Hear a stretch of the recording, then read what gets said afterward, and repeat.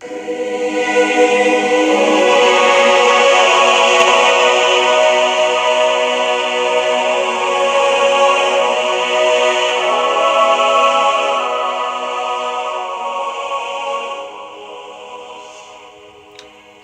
days from now I will bring down rain on the earth for 40 days and 40 nights, and so I will wipe out from the surface of the earth every living creature that I have made." Genesis chapter 7, verse 4.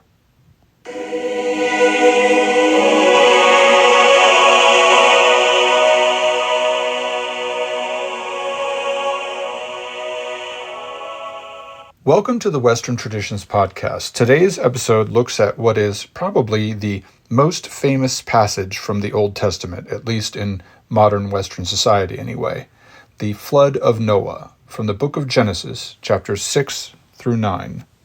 Now, I did not read aloud the whole passage at the start of this episode this time because it's quite long, so I recommend that you get out a Bible and read through those 4 chapters before listening any further, unless you are just already well acquainted with the biblical text. And while you're pausing the podcast, consider heading over to my website, western-traditions.org. That's western-traditions.org. If you're not already there, I have posted all the episodes of all my podcast series on history and other matters there. You can also purchase Western Traditions merchandise there or support the podcast directly through the PayPal or Patreon options.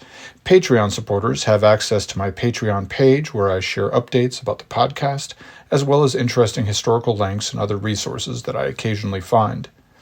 And now, we leave behind the original family drama of the Bible, the story of Adam and Eve and their troubled children, and we move on to a world full of their descendants, an even more troubled world, the primeval society of the entire human race.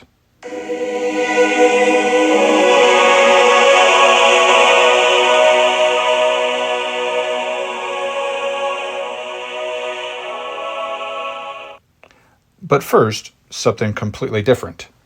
The story of Noah, as contained in Genesis chapters 6 through 9, has an interesting preface, you might call it. The first 4 verses of Genesis chapter 6 have been a flashpoint for discussion and controversy, perhaps since the very beginning. Here they are, quickly, according to the Douay-Rheims version of the Bible. "And after that, men began to be multiplied upon the earth, and daughters were born to them. The sons of God, seeing the daughters of men, that they were fair, took to themselves wives of all which they chose. And God said, My spirit shall not remain in man forever, because he is flesh, and his days shall be 120 years. Now giants were upon the earth in those days, for after the sons of God went in to the daughters of men, and they brought forth children, these are the mighty men of old, men of renown." Now, it's my custom or routine in this podcast series to take entire portions of the biblical text and to examine them sequentially in 4-part fashion, first with the literal, then the allegorical, the moral, and the eschatological or anagogical, however you'd want to call it. Here, though, I'm just going to make a quick but hopefully comprehensive pass through this short passage before going on with the rest of the flood narrative, since these verses are hard to examine in that same fashion, and because I regard these verses as possibly separate from the rest of the story of the flood, but also not really significant enough to get their own entire episode. So, the startling portion is in the 2nd verse, the sons of God marrying the daughters of men and procreating with them. What could this possibly mean? Right from the beginning, there have been attempts to explain this portion of the text. Does sons of God refer to angels? Is this a sort of semi-pagan portion of the Bible, something left over from a pagan pre-Hebrew past in which divine beings mate with humans, as we hear so much about in Mesopotamian and Egyptian, Greek, and Roman mythology, like Zeus coming down to breed with beautiful women and to create one demigod after the other?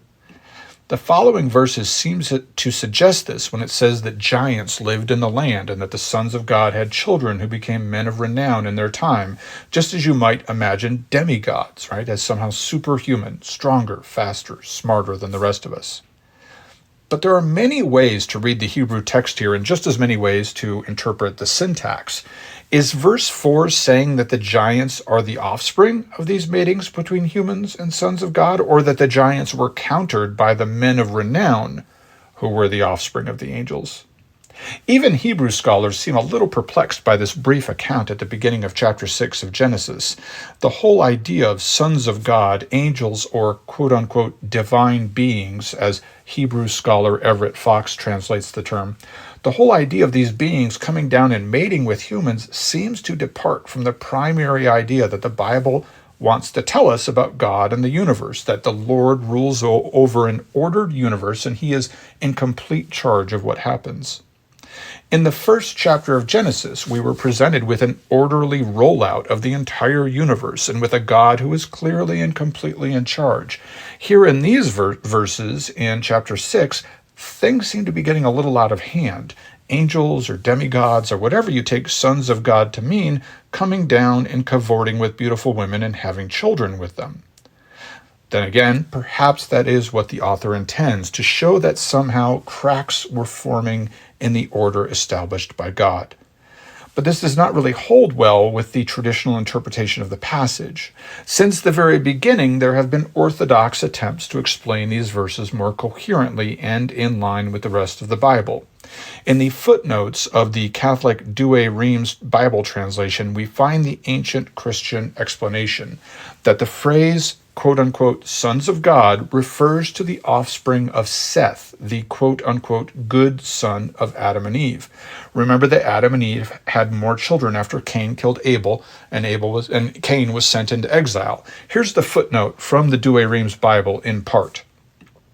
The descendants of Seth and Enos are here called sons of God from their religion and piety, whereas the ungodly race of Cain, who by their carnal affections lay groveling upon the earth, are called the children of men.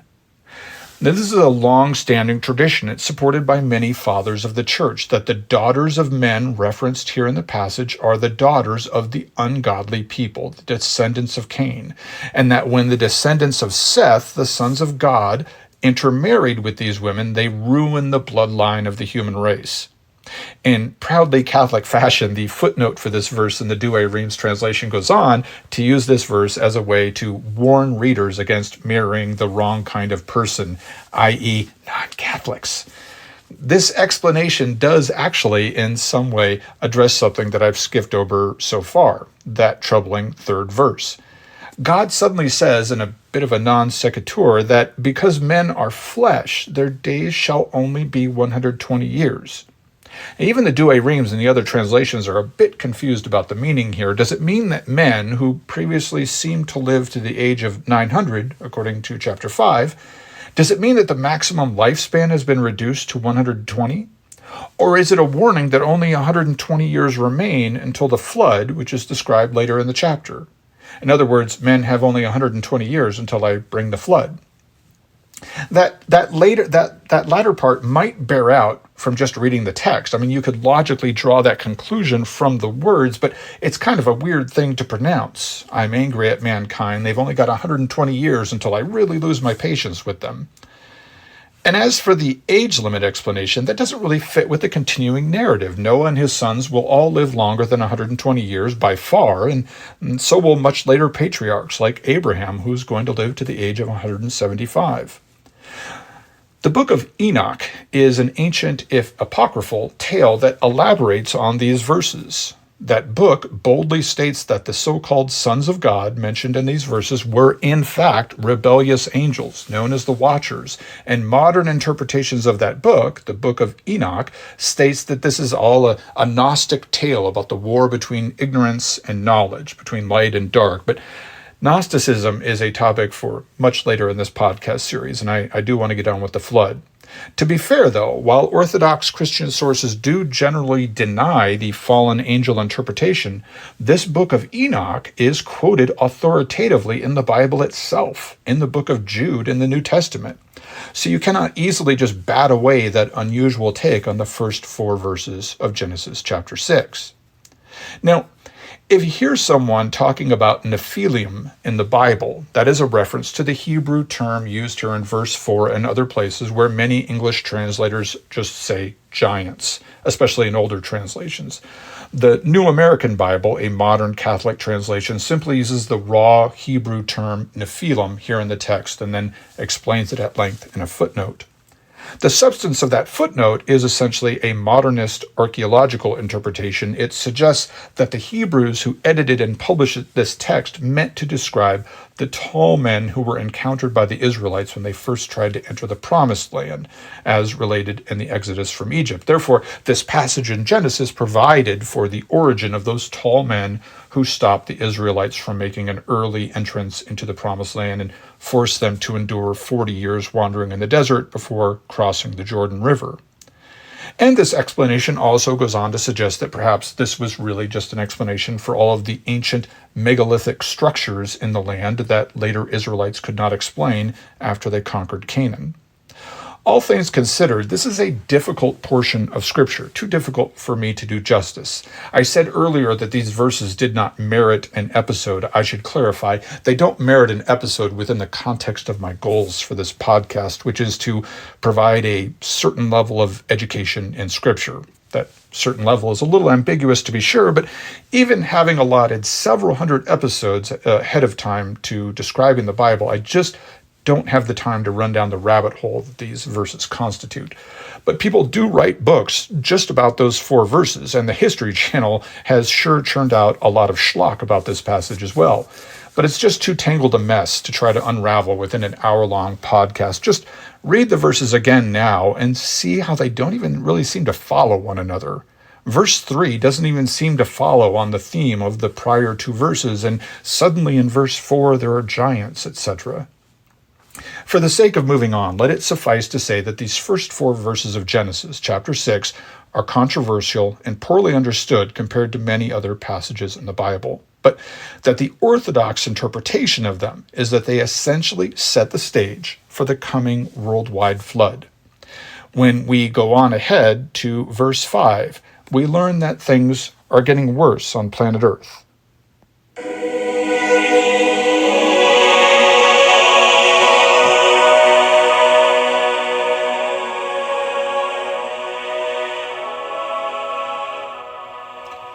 Now the Lord saw that great was humankind's evil doing on earth, and every form of their heart's planning was only evil all the day.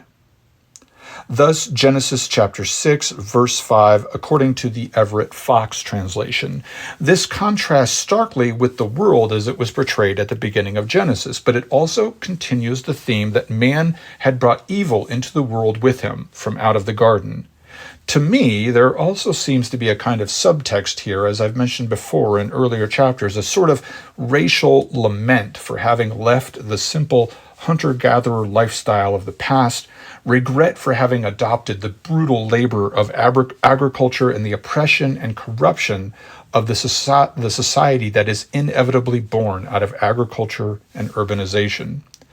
But the transition to agriculture brought not only dehumanizing labor, but also wickedness of all kinds. The text here is not specific, but we can assume, based on the rest of the Bible, that the depravity referred to here in Genesis involves violence, sexual immorality, oppression of the poor, and so on. All things that are primarily associated with urban life. In verses 6 and 7, we learn that it has become so bad that God repents of having made man. Another shocker. Things had seemed so certain before. Forgiveness was so clear. Man had set things right after that first error in the garden. Hadn't the children of Seth called on the name of the Lord as told us at the end of chapter 4? Maybe the ancients are right in interpreting those enigmatic first 4 verses in chapter 6 as describing the intermarriage of the sons of God and the daughters of men to mean that the 2 lines intermingled and ruined the promise of Seth's bloodline. Regardless, God now plans to wipe out humanity, to erase this botched project. But Noah, as the Douay-Rheims translation tells us, Noah found grace before God. He quote-unquote, walked with God. And so God reveals his plan to Noah and tells him to build an ark to save himself and his family. Here's verse 13 from chapter 6. I have decided to put an end to all mortals on earth. The earth is full of lawlessness because of them, so I will destroy them and all life on earth. This bears some similarity to the tale of the flood as given in the Epic of Gilgamesh, a Sumerian tale about a famous king of the ancient city of Uruk in Mesopotamia. The plural gods in that tale had become upset with humans, though primarily it seems because they were just sort of noisy and bothersome. Here in the Hebrew tale of the flood, God is specifically mad with people's quote-unquote lawlessness, their immoral, disordered behavior. Now, before we get on with the building of the ark, we should consider the significance of this sharing with Noah, how God shares his thoughts and plans with Noah. This, for the Hebrews, is the mark of a prophet. Today, many confuse the idea of prophecy with the act of seeing and telling the future, and to be sure, there is an aspect of all this in prophecy in all cultures and religions, but the real significance of a prophet in almost any belief system is rather his or her privilege to know God's mind and his desires. The prophet can tell us what God wants. What will happen, according to almost any prophet, is also contingent. Are you going to get right with God? Well, if so, then X, Y, or Z may not happen to you after all. We will revisit this concept again and again in Scripture. But here, there is no contingency. The flood is coming. Noah needs to build the ark. So Noah, like all later prophets, is privileged to know God's feelings, his ideas, his plans. He knows what God wants. In this way, really, all prophets are like the earlier humans depicted in the Bible, like Adam and Seth and even Cain, because they have conversations with God. God makes his wishes known to them. One senses that the other people on planet Earth, within the context of this story, the other people have all lost that ability to hear God, to converse with him, to know his mind. So God is going to take the one that still hears him and restart humanity. In this sense, prophets are not supposed to be special. We are all supposed to be prophets, to know, like those Aboriginal humans, to know God's mind, to be one with him in that sense.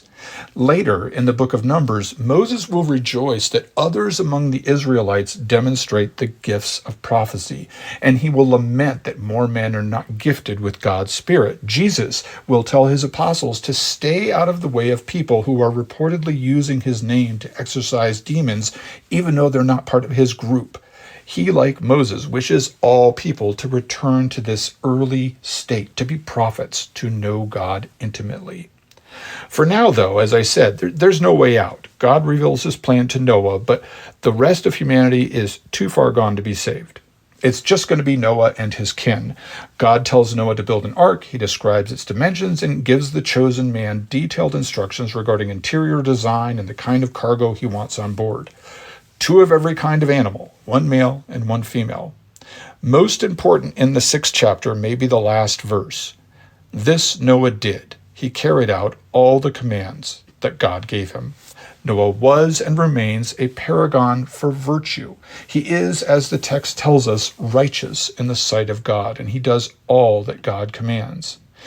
Now, in the very next passage, right at the very beginning of the next chapter, chapter 7, God gives slightly different instructions regarding the animals to be taken on board the ark. He wants 7 pairs of each clean animal and only 1 pair of each kind of unclean animal. Now, some see this as a later revision made by Orthodox Jewish editors, possibly working with the text in the 5th or 6th century BC, right after the return from Babylonian exile. After all, the clean animals were the kind that Jews could eat, that they could sacrifice to God. There would have to be more of them right after the flood so that Noah and his family could eat and make sacrifices to God. As for the unclean animals, well, they could repopulate more slowly. This is also probably the first example of something that we will see throughout the Pentateuch, that is, the first 5 books of the Bible, the Pentateuch. With regard to this particular phenomenon, there will every so often appear to be a second example of a story already provided in the text, sometimes with slight differences. Just as here, we are again told the arrangements God ordered for the ark, with the second story being a little different. This will happen again with Abraham and Isaac, and after that as well. We get one story in one chapter, and then the story will either be retold or a very similar circumstance happens to someone else in the story later on. Now, the theological significance of this doubling will be discussed more in depth when we come to those patriarchs, but some scholars say that this is simply the result of two traditions being mingled in the text. I mentioned in previous episodes the documentary hypothesis, which states that there were four traditions or texts which were edited and combined into one document, which became the first 5 books of the Bible that we have today. And these four traditions are known as J, E, P, and D. This theory about the biblical text, that it is a compilation of distinct texts edited and pieced together sometime in the 5th or 6th century BC, this theory has come under fire recently, and not only from Orthodox Jewish and Christian quarters, but you can take it for what it's worth to you. Now, chapter 7 of Genesis, or this portion of the chapter then, according to the documentary hypothesis, seems likely to be from the priestly tradition, or also known as the P tradition. In other words, it may be the temple account of the flood, whereas chapter 6, or much of it, may be from another tradition. The temple account is naturally focused on the aspects of the story related to temple worship, to sacrifices, and so on. Anyway, we also learn in chapter 7 that Noah was 600 years old when the flood finally came upon the earth. He and his family climbed into the ark along with, quote, pairs of all creatures in which there was the breath of life, unquote. Verse 16 tells us that the Lord, YHWH, the tetragrammaton, that sacred name, the Lord closed the door of the ark himself. Just as God had promised, 7 days later, the flood begins. Genesis describes its beginning thus in chapter 7, verse 11. All the fountains of the great abyss burst forth, and the floodgates of the sky were opened. For 40 days and 40 nights, the text tells us, heavy rain poured down on the earth. This is the first, but not the last time that we'll hear about this length of time, the 40 days and 40 nights. The floodwaters rise so high that even the highest mountains are submerged. The final verse of chapter 7 tells it all. The Lord wiped out every living thing on earth, man and cattle, the creeping things, and the birds of the air. All were wiped out from the earth. Only Noah and those with him in the ark were left. Now, chapter 8 gives us more doubling, this giving of two versions of an account. At first, the text tells us that the waters abided 150 days on earth, completely wiping out all life. Then the waters began to recede, and the ark came to rest among the mountains of Ararat, a location in eastern Anatolia, a region common to present-day Turkey, Armenia, and Iran. But then we hear the more charming and more memorable story of Noah releasing the raven and the dove in an apparently different chronology of events. Now, this story could, of course, also simply be an elaboration on events that happened during the previously mentioned 150 days. Regardless, in the 601st year of Noah's life, on the first day of the first month, the waters begin to dry up. By the 27th day of the second month, the land was dry. God tells Noah to release all the animals from the ark so that they may repopulate the earth. And then Noah builds an altar and makes animal sacrifices to God. God smells the quote-unquote sweet odor of the holocaust on the altar and swears, "Never again will I doom the earth." And we hear this bit of poetry at the very end of chapter 8. As long as the earth lasts, seed time and harvest, cold and heat, summer and winter, and day and night shall not cease. This divine reaction is a little more reassuring than that recounted in the Epic of Gilgamesh, where the gods are depicted hovering, quote-unquote, like flies, as the text of that myth states, over the sacrifices of the flood survivor Utnapishtim. Chapter 9 of Genesis begins with God blessing Noah and his sons. This blessing is reminiscent of the blessing given to the first humans in chapter 1. God says, according to the Fox translation, "Bear fruit and be many, and fill the earth." And in the original Hebrew, this is identical to chapter 1's blessing of the male and female humans. As I pointed out in the last episode, reproduction is fundamentally a spiritual action. It's practically a religious rite in the Hebrew milieu. It's a sacred partaking in the exitus and reditus of God himself, this act of creation. There is no higher blessing that God can give. He invites humanity to fill the world. Furthermore, he lays out a new game plan now, so to speak, for humanity with its own rules. Here's a quote. "Fear of you shall be upon all the wildlife of the earth. Into your hand they are given.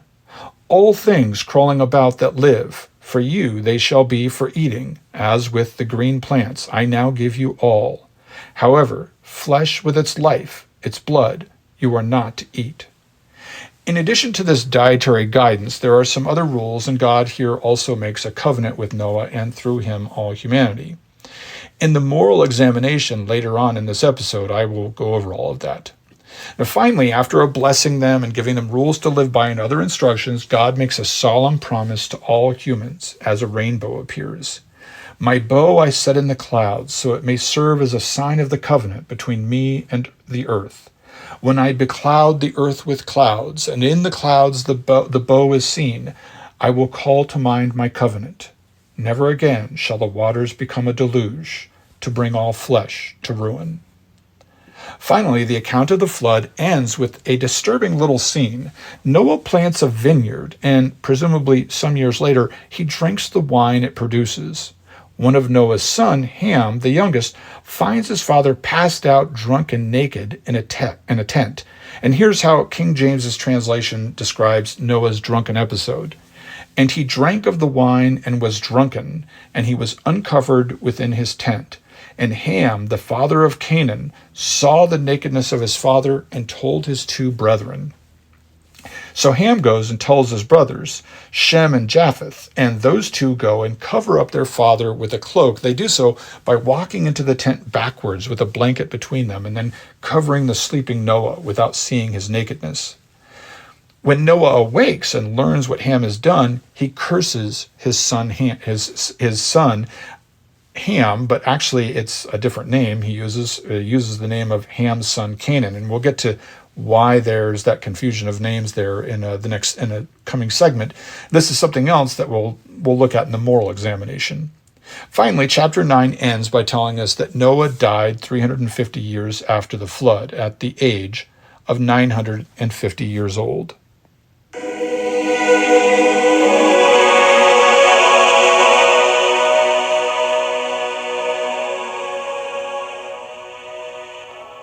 As with all exegesis, it can be tricky here to separate neatly the allegorical, moral, and eschatological meanings of the text. The moral and allegorical meanings and symbols are much more strongly intertwined here, and as always, it's difficult to separate allegorical and eschatological into neat compartments, but I will try as much as possible to save the moral significances for the subsequent segment, and I'm going to stick to the purely symbolic stuff here in the allegorical section.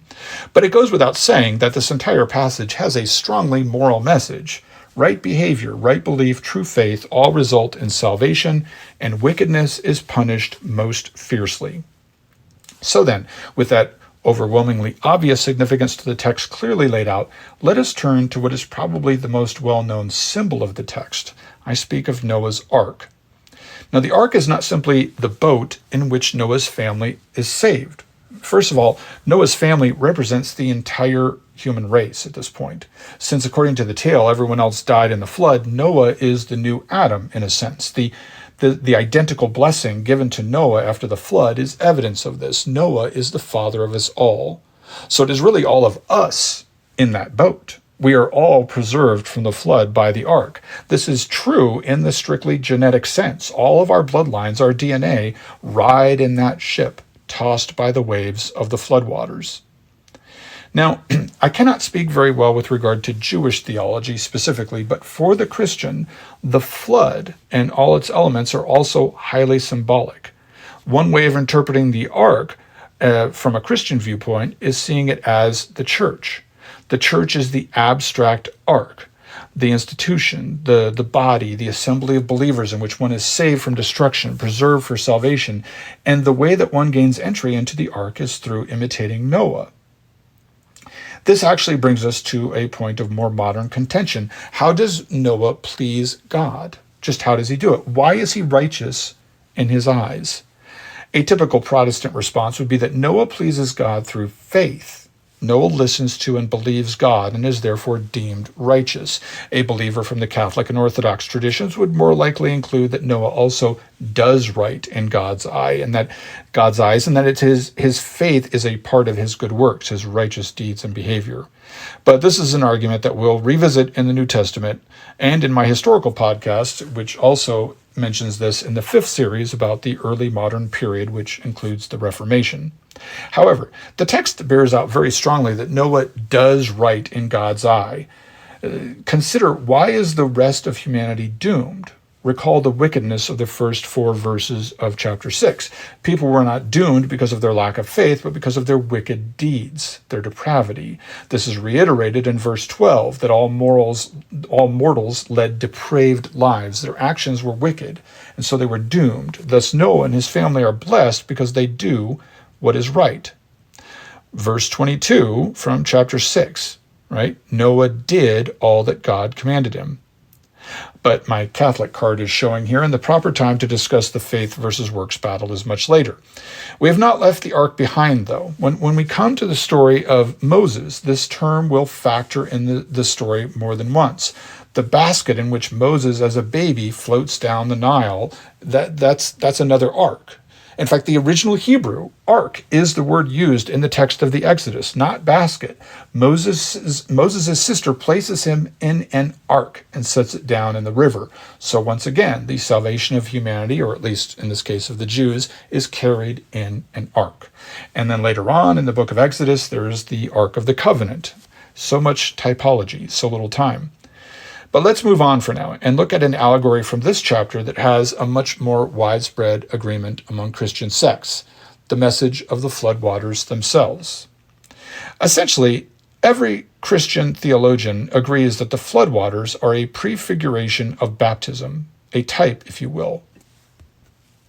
We have talked about typology already, and it is really the key to understanding the Bible. A strongly typological viewpoint will identify nearly everything in the Old Testament as basically a preparation for, an introduction to, a prologue to, a sort of shadowy copy of nearly everything that is later found in the New Testament.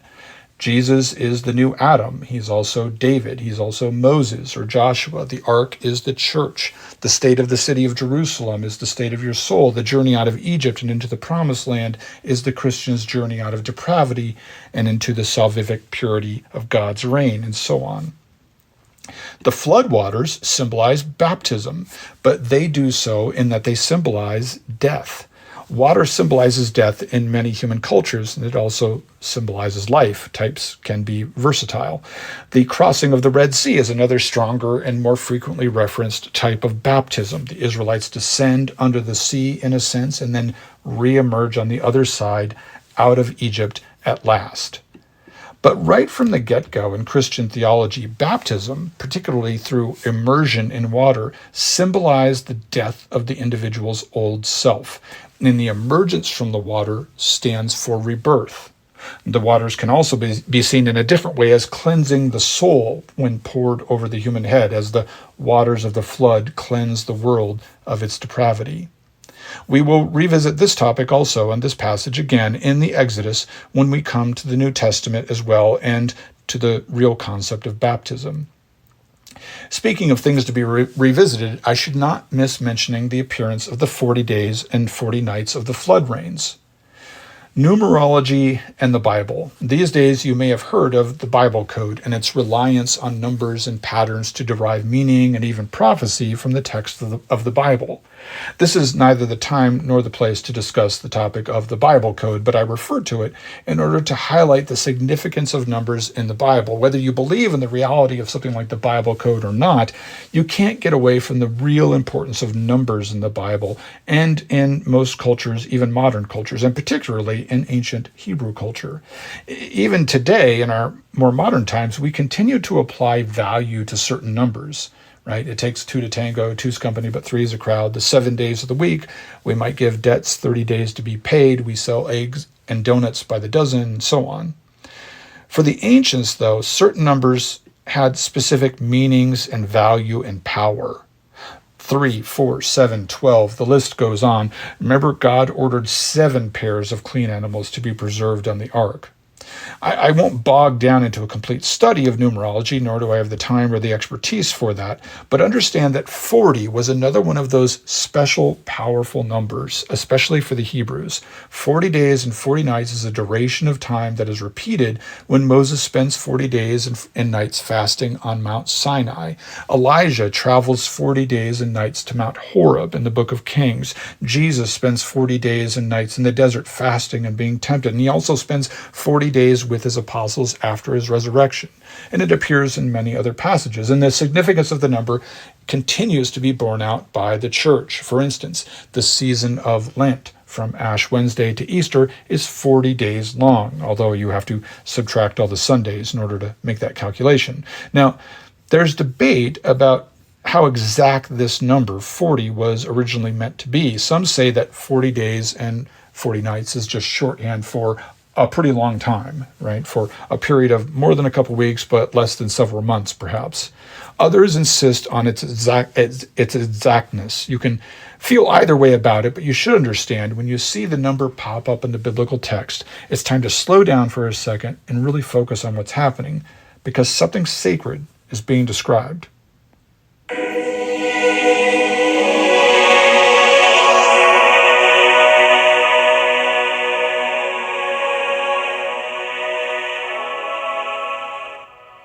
Many of the moral implications of this passage in Genesis are obvious. Some are a little more subtle. As I mentioned earlier in this episode, there is the quite apparent message that one will only be saved by obeying God, by being like Noah. But at the end of the ordeal, when Noah and his family emerge from the ark, God makes a new covenant with Noah, and through him, with all humanity. Now, a covenant is essentially a deal, a contract, an arrangement, but it's a specifically sacred one. When two tribes come together and form an alliance, it might be termed a covenant, because this is not just a contract about the price of sheep or the value of labor. It's a deal in which life and death are at stake. It's not just a written bargain between two entities, but it's also a bonding between them. Men who engage in a covenant become, in a sense, family, brothers almost. When I was a kid, boys still talked about becoming blood brothers by cutting open our hands with our pocket knives and clasping the hand of our chosen ally and mingling our blood. Some of us actually even did stuff like that, but I wouldn't recommend doing that kind of thing today. Bloodborne pathogens are real. Anyway, the covenant here essentially says that God will continue to bless mankind and to refrain from destroying them with the floodwaters, and they will hold up their end of the deal by following certain rules. Now, the components of the covenant enacted here in Genesis 9 are known as the Noahide laws. In Jewish theology, these regulations apply to all of humanity, since technically everyone, even the non-Jew, is a descendant of Noah. This is not like the precepts and ordinances of the Torah, which Jews apply only to their own salvation. The Noahide laws are fundamental rules for all people in this viewpoint. In the historical segment of this very same episode, I related one of these laws when I mentioned God's prohibition about eating meat with the life still in it. Now, all my life, I've seen this interpreted as a rule against eating raw or undercooked meat. Nevertheless, when I research it now, I see that online resources are interpreting it to mean the eating of a flesh torn from a living animal. I don't really have a dog in the fight, so to speak, since the laws don't apply to me, but for the sake of accuracy, I mistrust such sources when researching Scripture. Your best bet in this area is to look at the footnotes of a Bible printed by virtually any Christian or Jewish sect sometime last century, in my opinion. But anyway, the rest of the so-called Noahide laws are derived either from further things that God tells Noah in this passage, or from even more fundamental things previously explained or implied to Adam, or even earlier episodes in the Bible, such as in the aftermath of Cain's murder of Abel. So here then are the 7 Noahide laws as they're recognized today. Number 1, do not worship idols. Number 2, do not curse God. Number 3, do not murder. Number 4, do not engage in sexual immorality. Number 5, do not steal. Number 6, do not eat flesh with the life still in it. And number 7, establish in your land courts of justice. There's that number 7 again. Except for the last mentioned law, they're all negative laws, laws commanding restraint, laws of prohibition. They're kind of like 7 quote-unquote commandments given to everyone rather than the 10 commandments given later to the Jews. But more significant for Western Christian theology is probably the simple establishment of a covenant here. A modern convert to Catholicism and American theologian by the name of Scott Hahn has written a great deal about something called covenant theology. The primary underlying idea to this line of thinking is that the Bible essentially describes a series of covenants established between humanity and God. Indeed, the word covenant is interchangeable with testament. Both are translated from the exact same Greek word, diatheke, which was used to describe the two parts of the Bible in Greek, the Old Covenant and the New Covenant. For more details, you can check out Scott Hahn's books, but basically, God established a covenant with Adam, and humans fouled up their end of the deal. So he establishes another covenant here with Noah. Later, there will be a covenant with Abraham, with his descendants, with David, with the king of Israel, and so on, until we finally come to the eternal covenant established by Jesus at the institution of the Eucharist at the Last Supper, when he holds up a cup of wine and says, "Take this, all of you, and drink from it. For this is the chalice of my blood, the blood of the new and eternal covenant, which will be poured out for you and for many for the forgiveness of sins. Do this in memory of me." I mentioned in a previous episode that the Bible is full of connections like this, connections which cross the barriers of time and text. The pages of your Bible appear to go in linear order, but really, on a more abstract level, they are stitched together like a Mobius strip, which has no beginning or end. The same themes and words and ideas are found throughout the text, tying it all together. The sacraments of the New Testament, for example, are found throughout the Old. We've seen baptism already. When we come to Abraham, we will see a type of the Eucharist, and so on. Now, as promising as the new covenant with Noah sounds, the Bible doesn't even give us a few paragraphs of satisfaction before the new relationship with God is quickly marred by the sin of Ham, the son of Noah. In verse 21 of chapter 9, as described earlier in the historical segment of this episode, Noah gets drunk, and his son Ham apparently sees him naked and tells his brothers. There's always been a little mystery about the meaning of that passage, in which Ham simply sees his father passed out drunk and then seems to receive a really draconian sort of punishment. Even from a strictly moral vantage, Noah appears to go a little overboard here, forgive the awkward pun, with his response. Here's the curse laid down by Noah as the Douay-Rheims translation has it. "Cursed be Canaan, a servant of servants shall he be unto his brethren. And he said, Blessed be the Lord God of Shem, be Canaan his servant. May God enlarge Japheth, and may he dwell in the tents of Shem, and Canaan be his servant."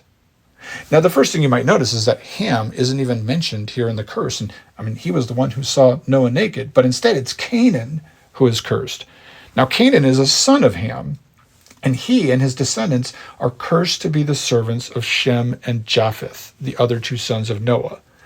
All Hebrews will be descended in particular from Shem, or Sem as it is sometimes pronounced. It's from his name that we get the term Semites for people of Semitic origins.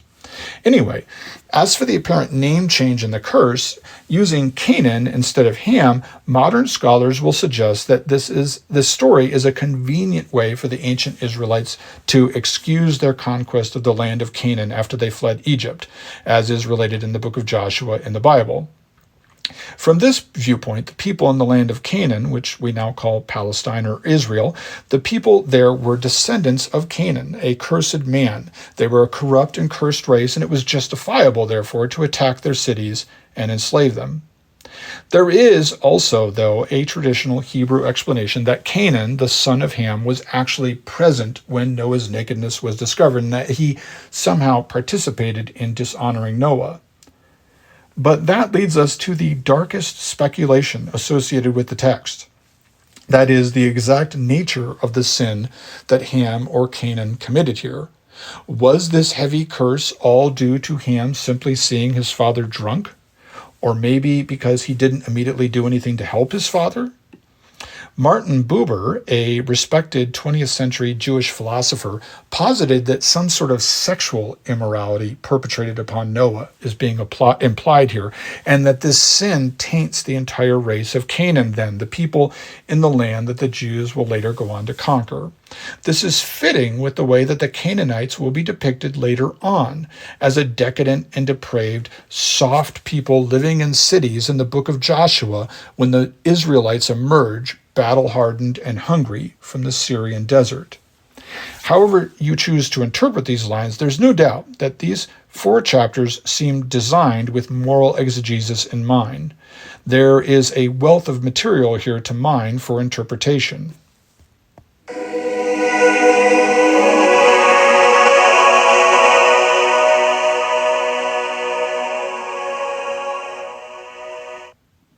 The flood story is also one which lends itself to eschatological exegesis, that is, interpretation of a biblical passage in the light of the final destiny of man. There is a saying in the Orthodox Christian churches of the East that the church is a hospital. In the New Testament, Jesus comes to dine with sinners and to heal the sick. That is, he comes to the wounded, to the fallen, not to the well. He comes to save, to cure. And so, in this interpretation of salvation, all those baptized into the church are kind of like patients in a hospital, getting better so that they might live. Now, I should note that this is simply a popular saying in some Orthodox circles, and it's not a comprehensive presentation of Orthodox theology. For that, you need to visit your local Orthodox parish church. But anyway, I bring this up because it's very similar to another way of interpreting the church, as an ark. The ark in the biblical text about the flood for Christians represents the earthly church itself. Those who have chosen to climb inside are preserved from the turmoil and the destruction of the world.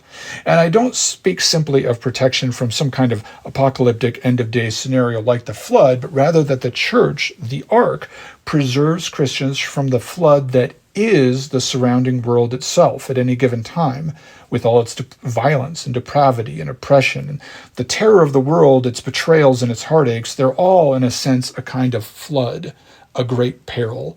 And only the ark, the church, which is created by God, can serve to protect one from danger. Note that phrase about the ark that I used, created by God, and consider the text of this passage. God literally designs the ark. He doesn't just say, build the best boat that you can and I'll watch out for you guys. No, he tells Noah how big it should be. He tells him what kind of wood to use. I mean, as the King James Bible has it, make thee an ark of gopher wood, which is apparently a reference to some sort of unknown tree wood used by the ancients. And God tells Noah how to construct the rooms, how many levels to make, where he tells him where to put a window. God is in charge of all but the actual laying on of hands of the materials to actually put the ark together. In fact, as I noted earlier, the text even states that God is the one who closes the door of the ark before the rains begin to fall.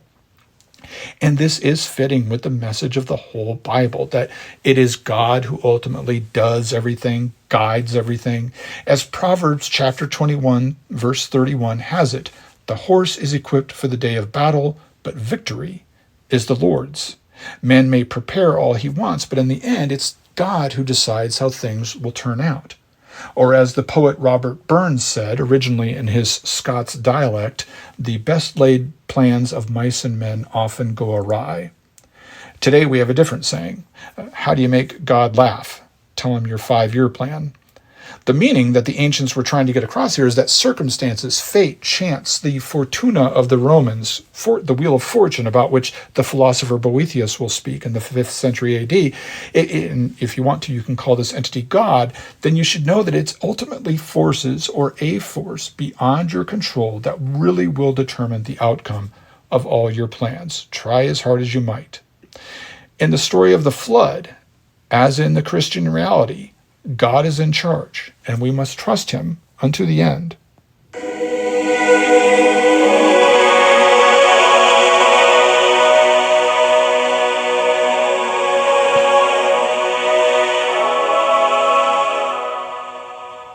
Before we conclude, though, here's another note on morality. A lot of people, particularly atheists or agnostics, take umbrage at the very idea of this passage being some kind of moral guidebook. They jump justifiably and immediately on the most horrific part of these chapters. The entire human race, men, women, and children, as well as most of the planet's terrestrial animals, are wiped out in this story. Who kills them? God does. Why does he kill them? Apparently because humans were immoral. Obviously, on its face, this is an excellent counterpoint. No theologian today could, with a straight face, defend this mass murder. No matter how wicked the rest of humanity was, the idea that they all deserve death, down to the smallest child, seems to offend each man's innate sense of justice and to defy our mutual desire for a moral God. How can I square this scenario, reconcile this vengeful God destroying the world with the God of love, the God who wishes us, as Jesus says, to have life and have it in abundance? Many before me and you have tried to reconcile this, that's for sure. Now, the Gnostic Christians, again, whom I mentioned before, and we'll speak about them at length in the future, the Gnostics have an easier solution to this. They do not believe that the angry God of the Old Testament is really God. He's not the father of Jesus, anyway. Perhaps the God as represented in some of the prophets is God the Father, but the God who massacres humanity and orders the slaughter or enslavement of the Canaanites is not the real God, but he's rather an imposter of sorts, the God of the physical world, which is a sort of prison from which Jesus was sent to rescue us. But so much for the Gnostic take. Now, of course, there were and are theologians, Christian Orthodox theologians, who take a heavy-handed approach. We must simply accept, they tell us, these severe punishments and fear God's wrath as much as we cherish his forgiveness. St. Augustine was not alone among church fathers to take this approach to the text. Most theologians today, it seems to me, try to walk a line somewhere between those two extremes. Myself, I focus less on forcing my own morality on a situation that is thousands of years old and which occurred under circumstances that I hopefully will never understand, and I think more about what I know from archaeology and history. This flood narrative, as well as those flood narratives in the Epic of Gilgamesh and in Greek and Roman mythology and other religious traditions, this narrative is inspired by a real event.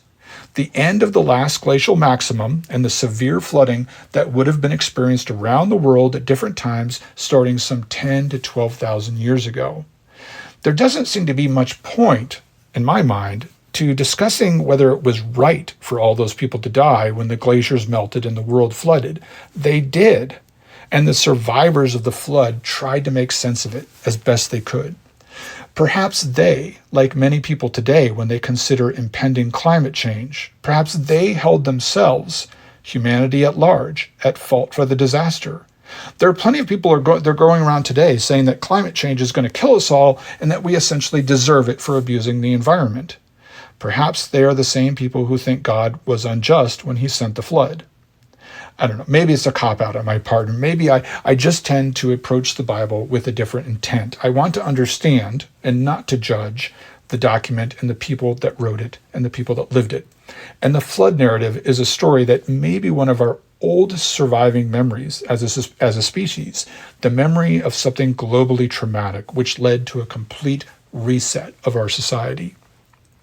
I think that we can learn from everything that the ancients left us as a record of their lives and their thoughts, but I sincerely hope that we don't have too much to learn from Noah's flood. Like some of you maybe, I hope it remains just an interesting fable and not an allegory for disaster in our own future. In the next episode, we will move on to the multiple human societies described in chapter 10, which grow from out of Noah's family, and in chapter 11 come to the end of the history of the primeval world. Until then, I thank you for listening to the Western Traditions Podcast.